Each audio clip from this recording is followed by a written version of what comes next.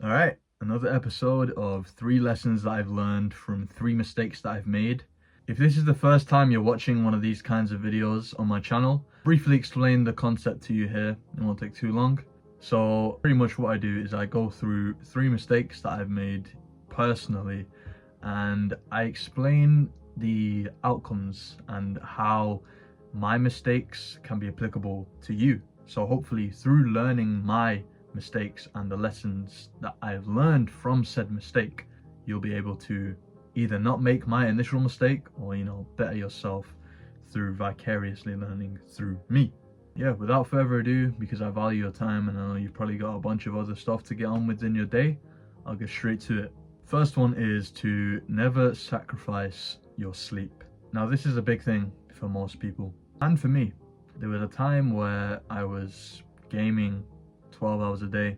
If you've watched my channel, you know that I speak about this quite often. It was one of the bigger things earlier in my life which I was really detrimented by, and which had a big effect on my productivity, my confidence. It was impacting my physique. Like anything I could have made progress on, that would have had a big benefit to me, was being stopped by my lack of sleep from that and the gaming itself.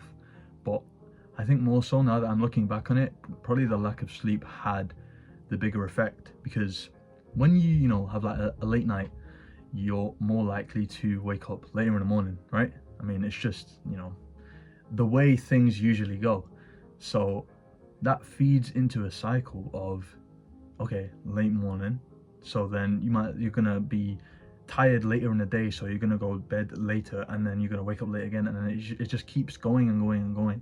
And you only really notice the effect it has when you just start having zero energy throughout the rest of the day. Nothing else gets done. You just pretty much just bed rot all day. Like I've had experiences like that, which is why I can talk about it. And I'm proud to say that I'm very close to overcoming this. This nasty cycle. And what I think the best way to eliminate that, and the way to keep yourself in check, is probably by having some sort of routine. Now, this is why I think things like, school education have done very well, because they force people into a routine, right? And by forcing you into a routine, you're kind of internally like working off of that body clock, if you know what I mean.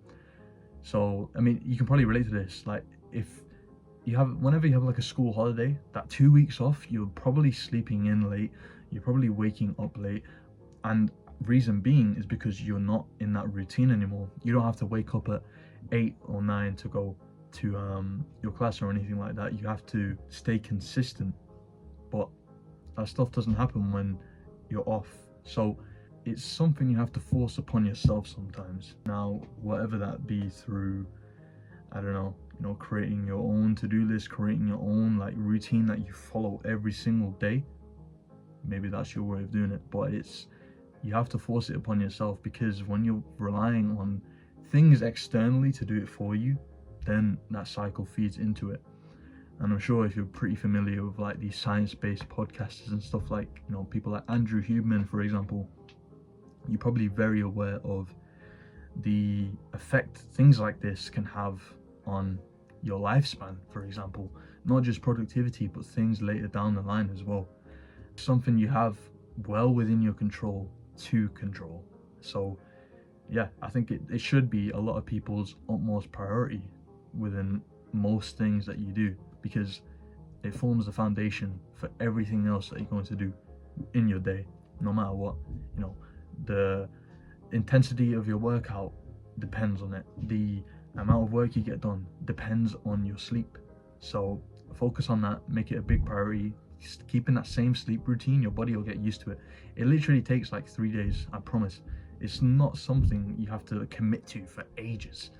Like, we know internally how to do this stuff, so give it 3 days and you'll be all right. The second one is that action precedes purpose. Now, what I mean by this is, like, you have to do things first, experience them, go through the trials and tribulations, and then only through that do you find the reason why you're doing it.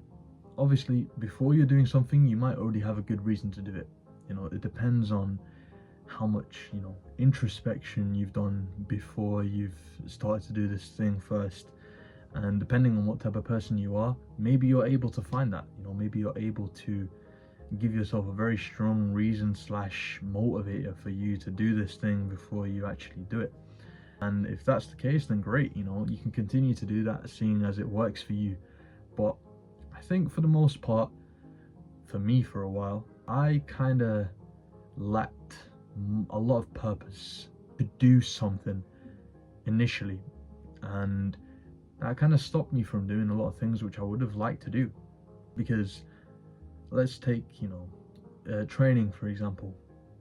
Idea of training to me around 2-ish years ago was not appealing to me in the slightest. I didn't want to go through the pain. I don't think I had it in me. I didn't ever see myself looking like this, and I had no reason to do it. I had no ambition. That same year, I just forced myself into the gym after seeing my closest friend go in there. I felt obligated to go. I had no real reason to be there, but it became one of the best decisions of my life. I had no reason to be there other than that slight obligation, but this has now led to where I'm at now. I've realized, okay, I know why I'm doing this. I found the purpose through acting first. That's it. Action always precedes purpose. I know Goggins speaks a lot on this. He says you find the purpose through the suffering, through the hard times. And that is so true. All the things that I've done in my life, they all have been the result of me acting first, not waiting to find that purpose, not waiting to get a reason to do it, just choosing to do it first, and then finding the strongest motivator through doing that hard thing, through making it a habit, making it consistent. And yeah, only through that do you really realize why you're doing it. And the purpose that you find within these things that you just throw yourself into, they become fundamental. They become who you are. Like training to me, and reading and like doing this is a core part of me now, because I've acted first. It's part of my life. It forms who I am. And like I said, it's a result of acting first, not waiting for motivation, because you're not going to find it. It has to come through action. The third and final lesson is to not be afraid of the anticipation of doing hard things. What this means is, whenever you're about to do something difficult, say you're about to do your, daily 30 minutes of cardio, or monthly for some people, before it you feel, oh my days, I've got to do cardio, bro, I've got to get on this treadmill for another 30 minutes, it's going to be tiring, I'm going to hurt myself, oh, I'm gonna die, like all these stupid things you think about, right? That's the anticipation. Well, anticipation probably isn't the right word, because that would mean you'd want to do it, but you get what I mean, right? Before it, again, you don't feel great, you feel awful, you dread doing it, but then that fear you feel beforehand completely turns on its head once you finish it. That feeling whenever you step off the treadmill, you feel like you're gliding along the floor when you're walking. Like that is not only just in the physical, but like mentally you probably feel so much relief. Like, finally, I've got this out the way, I can continue with my day, and I cannot feel guilty about skipping it like I have done the past 150 times. So don't let that dread and that false belief stop you from doing things which you actually enjoy. Only through doing it do you realize that you actually enjoy it. Nobody enjoys a leg day. Only psychotic people tend to thoroughly enjoy putting themselves through that pain. I wouldn't know because I've never really done it personally, but you have to put yourself through it, and then you can reap the benefits. Before it, all that dread piles up, and it can actually stop you from doing the thing which you're actually going to end up enjoying. So then it just fuels that cycle of unproductivity, guilt, shame, everything. So it's frustrating, because what our brain remembers and continues to use as ammunition against us. It's just like it's a biological thing, but we remember the pain and the suffering of the anticipation before doing it better than we remember the actual enjoyment and like gratitude and great feeling we get after we do these hard things, which means that when you come to do it again, it's harder for you to learn that, oh, I'm actually going to enjoy this. Like, it doesn't clock, because what you remember is the more strong emotion of like, all that stuff, rather than the enjoyment you feel after it. So you just got to kind of beat it into yourself, like, you've just got to realize through repetition what you enjoy is often what your brain is trying to stop you from doing. But yeah, that's everything from me. Hopefully you took something of value from this video. I'm gonna try to keep this outro quick because my phone keeps running out of storage. So yeah, strive for greatness and don't be a vape puffing nerd.